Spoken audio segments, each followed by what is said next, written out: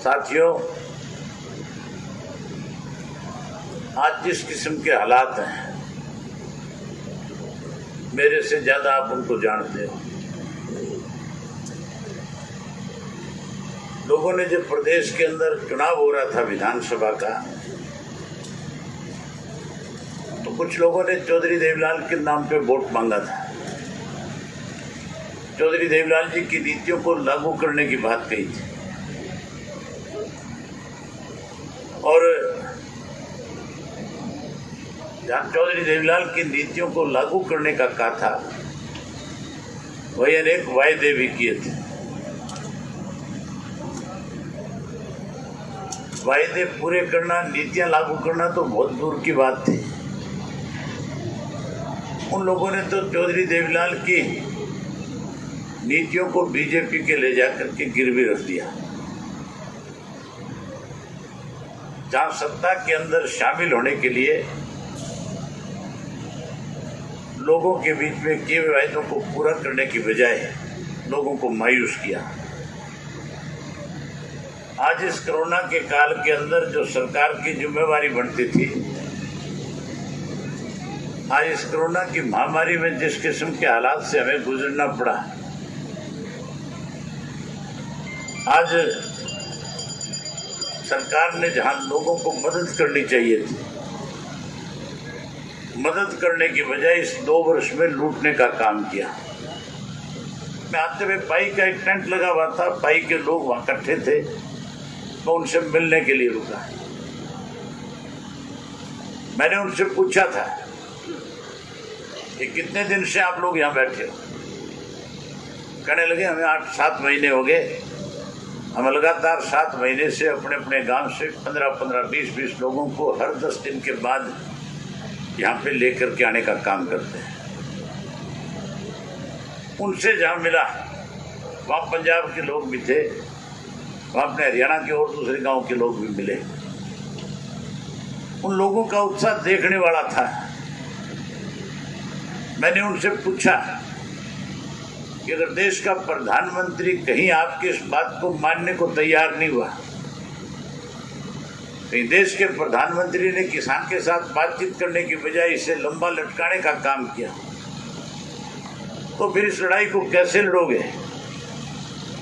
वो कहने लगे कि हम 6-6 महीने का राशन लेकर के आए हैं। हमें इसके लिए 2024 तक भी बैठना पड़ा तो 2024 तक बैठ करके सरकार का विरोध करेंगे। साथियों, चौधरी भूपेंद्र सिंह हुड्डा ने एक षड्यंत्र के तहत आपकी पार्टी को कमजोर करने की कोशिश करी थी। हुड्डा ने भी कोशिश करी थी, हुड्डा के बाद भारतीय जनता पार्टी के लोगों ने भी आपकी पार्टी को कमजोर करने का काम किया। हुड्डा ने इसकी शुरुआत करी थी। हुड्डा ने सबसे पहले चौधरी ओम प्रकाश चौटाला के खिलाफ षड्यंत्र के तहत सीबीआई और केंद्र के सरकार के साथ मिलकर के 10 साल की कैद कराई थी। चौधरी ओम प्रकाश चौटाला तो 10 साल की कैद काट करके आपके बीच में आ गया कि नहीं आ गया? और थोड़े दिन में स्वस्थ होते, क्योंकि पिछले दिन उनका एक्सीडेंट हो गया था और एक्सीडेंट होने की वजह से उनके हाथ में चोट लगी थी, ऑपरेशन हुआ है। डॉक्टर ने उनको थोड़ी रेस्ट की सलाह दे रखी है। जैसे ही स्वस्थ होंगे, चौटाला साहब आपके बीच में आकर के अरे इस किसान आंदोलन को कैसे मजबूत किया जाए, कैसे लुटेरों से छुटकारा दिलाया जा सके, इसके लिए आपसे मिलेंगे और बातचीत भी करेंगे। चौटाला साहब तो 10 साल की काटिया है। पिछले दिनों भूपेंद्र सिंह हुड्डा के खिलाफ भी एक चार्जशीट आई थी। सीबीआई ने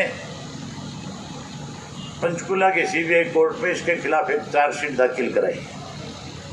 दाखिल हुई थी ना, एक चार्जशीट। और चार्जशीट जब दाखिल हुई थी, उसके अगले दिन एक खबर छपी थी अखबार में कि हुड्डा भी हुड्डा के घरवाली दोनों के दोनों कोरोना पॉजिटिव पाई गई। जब मैंने एक खबर सुनी, एक खबर पढ़ी, तो मैंने चौधरी भूपेंद्र सिंह हुड्डा को टेलीफोन कर लिया। मैंने पूछा, हुड्डा साहब कोरोना हो गया, अखबार में खबर छपी है, आपका स्वास्थ्य तो ठीक है? हाँ, कहने लगा मैं पॉजिटिव आ गया और मैं मैदानता में आके भर्ती हो गया। मैं बोला परमात्मा ना करे इस कोरोना की महामारी से आपकी तकलीफ बढ़े, आप अच्छे हॉस्पिटल में आ गए। इस कोरोना से तो मुझे ये डॉक्टर बचा लेंगे आपको, लेकिन जो सीबीआई की चार्जशीट दाखिल होगी उससे कौन बचाएगा। इस हुड्डा ने मुझे एक बार कहा था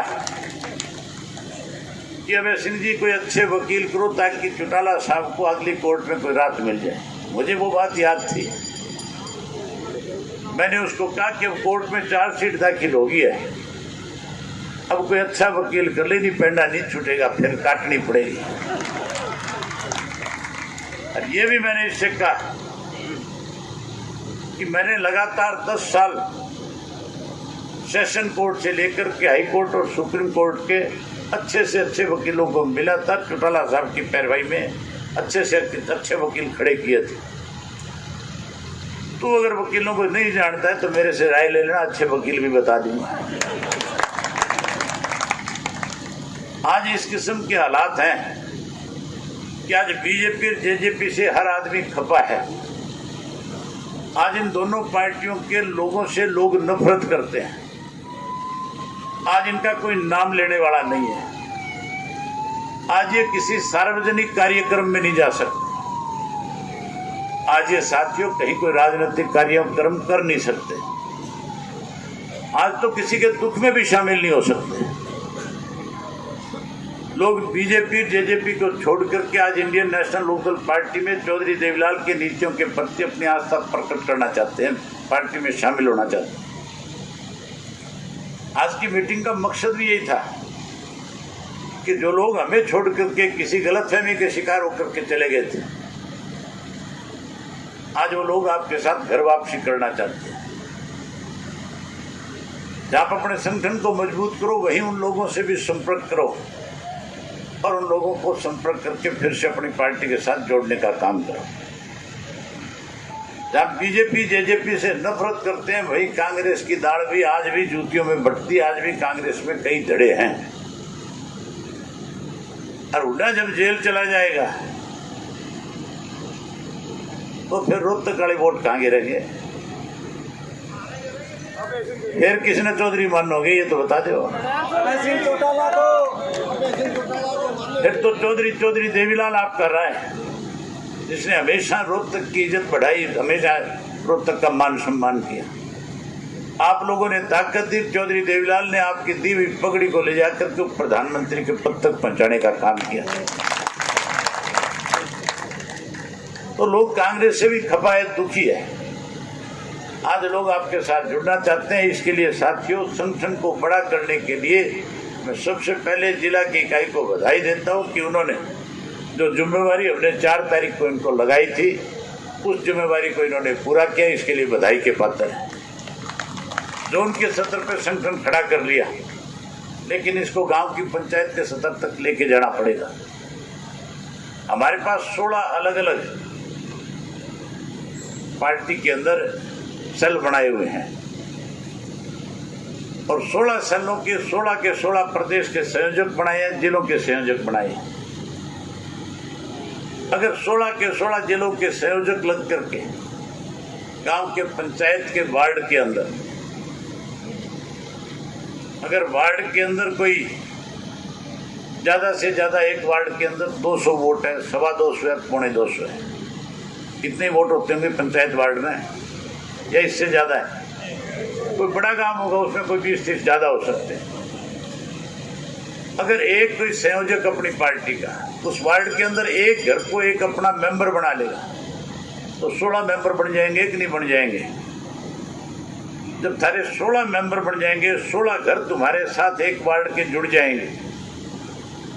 16 का मतलब है एक घर के अंदर एवरेज 5 वोट है। 80 वोट पंचायत के वार्ड के आपकी पार्टी के साथ आपकी छोटी सी मेहनत की वजह से खड़े हो जाएंगे।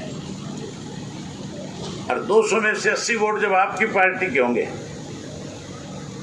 तो फिर आने वाले समय में चाहे कोई जिला परिषद का चुनाव हो, चाहे कोई ब्लॉक समिति का हो, और चाहे कोई MP का चुनाव हो, चाहे MLA का हो, फिर आपको कोई कैसे हरा लेगा? या हरा लेगा फिर कोई? फिर तो आपकी पार्टी 100% उस चुनाव को जीत जाएगी। लेकिन ये काम तभी संभव है जब हमारी पार्टी का एक एक पदाधिकारी जो है जिसकी जिम्मेवारी दी गई है वो इस काम को अंजाम दे, वो इस काम को करे।